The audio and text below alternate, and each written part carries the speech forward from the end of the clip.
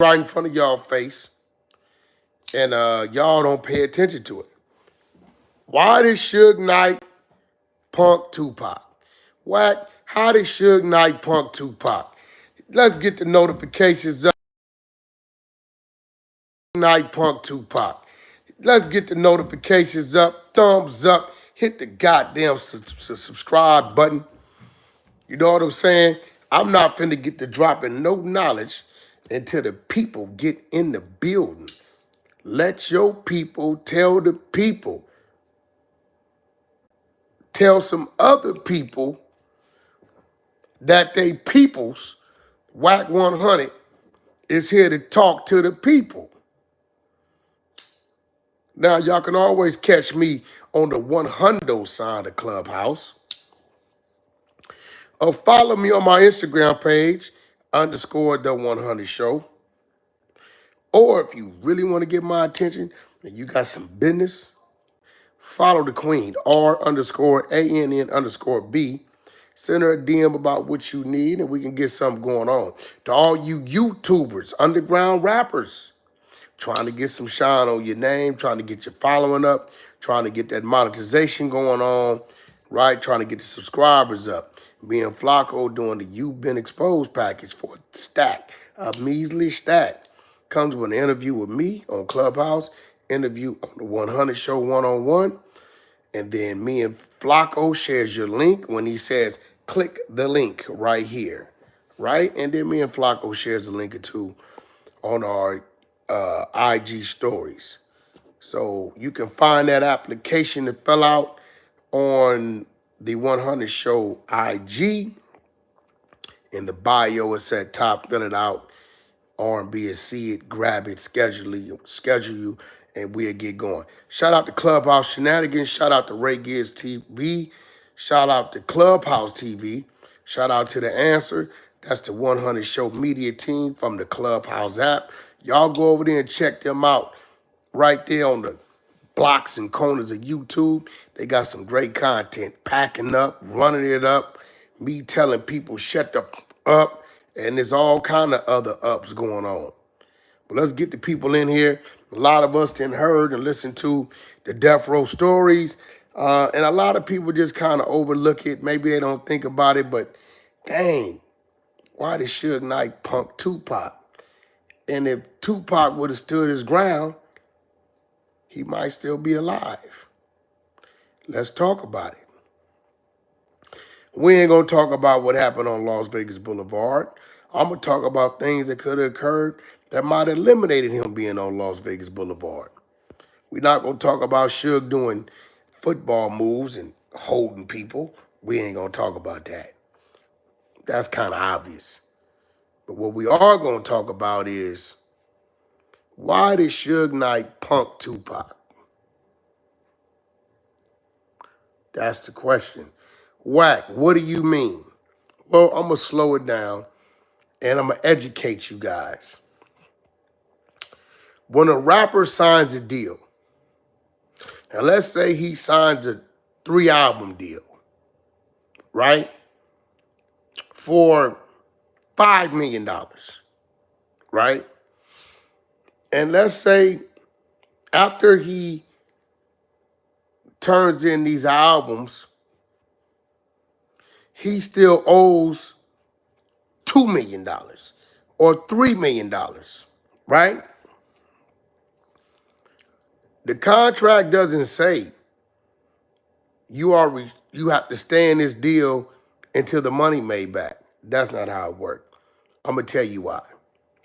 In that deal, and I'm just gonna use 50% because that's an easy number for people to keep up with. In this deal, let's say Death Row, which is Suge Knight, and Tupac had a 50-50 deal. Let's just say that, right? So Death Row's already given Tupac proceeds, giving him money, advances, paying for things. And he may give him more money. He might run out of money, he might need to hold on to 200,000, 100,000. He might just need to do that. Cool. But once he's turned in all his albums, regardless of what he owes. The only thing that happens is the 50%, whatever number that 50% represents, because it could be 50% of 100% or 50% of 50%, which then represents 25%.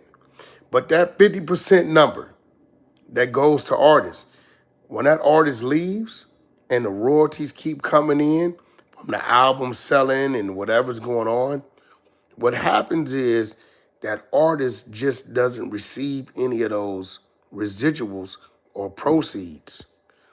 Death Row will keep collecting its entirety until it recoups the full 5 million.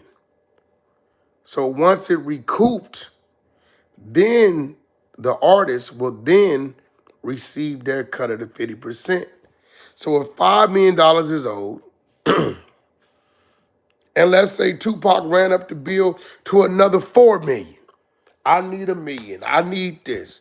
Fly this chick out. I need a chain. I need whatever it is. And Suge was doing this and saying, you have to pay me this back. When the artist then turned in his last album, them books ain't got to be at 0. His album count just got to be at 0.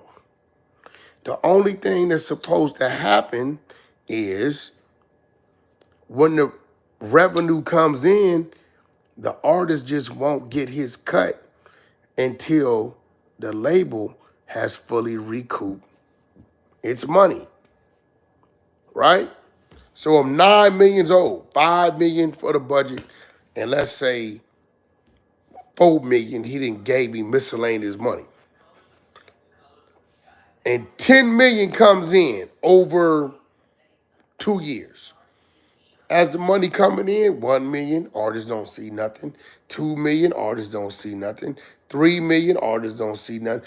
4, 5, 6, 7, 8 million, artists don't see nothing. 9 million, artists don't see nothing. 10 million, artists get his 50% cut of that 1 million. That's over the 9. This is how that works, right? So now that I broke that down, let's go back to the story. The story is Tupac comes in, says, yo, I turned in my 3 albums. I want to start my own company, do my own thing. Suge say, yeah, you turned in your 3 albums, but what about this? What about all this money that I didn't gave you outside of the albums? Nah, you can't go nowhere. And then bullies him into saying, we're going to start Death Row East and you going to run that. But Wack, how is that bullying? He said he going to let him run Death Row East. I'm going to tell you how that's bullying. What Interscope was to Suge, the mother company, Suge wanted to be to Death Row East. So that meant Suge hands is still in the cookie jar. You see the bully? How he punked him?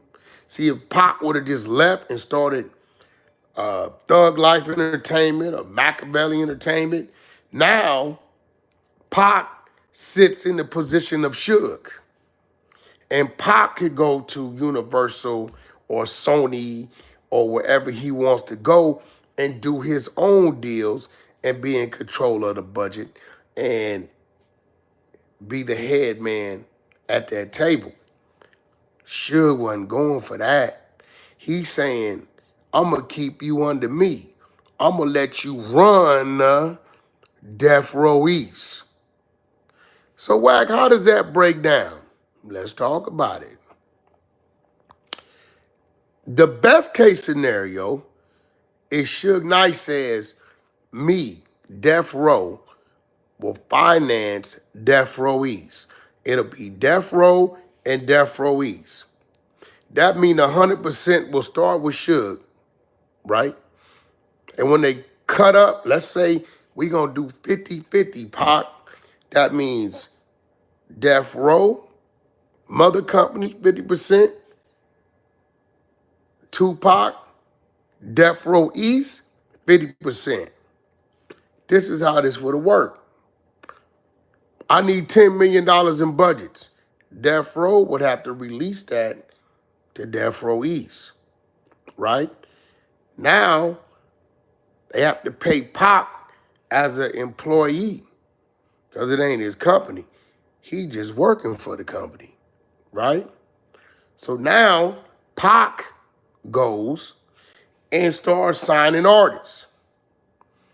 Pac say, I'm gonna show him love, I'm gonna give him 50%. Well, it's really not 50%, it's 50% of his 50%, which is really 25% to the artist. That's the best case scenario. Let's talk about the worst case scenario. Let's say Suge goes back to Interscope and said, hey, Mr. Iovine, Pac has this wonderful thing. Well, we got a problem. Pac wants to leave, start his own company. But I have convinced him into staying and running Death Row East. But I need the money from you, Mr. Iovine. How much money you need, Suge? Suge say 15 million. You say that, right? All right, Suge, I can give you 12.5 million. That'll work. He go back to Pac, tell Pac, hey, Pac, I got the 10 million to prove. He gonna keep the 2.5 in his pocket on that side that ain't got nothing to do with nothing. And then he'll say, Pac, you got 10 million to work with. So now what just happened? Suge got a 50% deal with Jimmy Iovine. So now he got 50%. Now he's doing a 50% deal with Tupac, which is really 25% to Pac. So when Death Row East does a 50% deal with the artist, now it's 50% of the 25%, which is 12.5%. See, Pac hadn't even thought that out. He was gonna run into a brick wall regardless. Because at some point in time, them artists that might have went big was gonna start to thinking, hey, bro,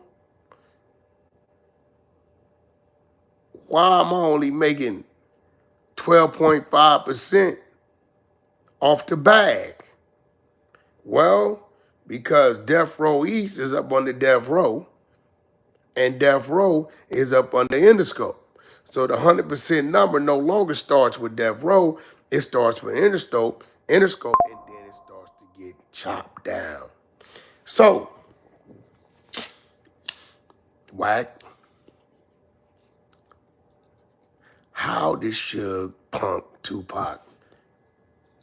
When Tupac told him, I turned in my 3 albums, I'm about to go my way, I'm about to start my own label, and Suge opened that book and said, no, you still owe me, right then is where he punked him.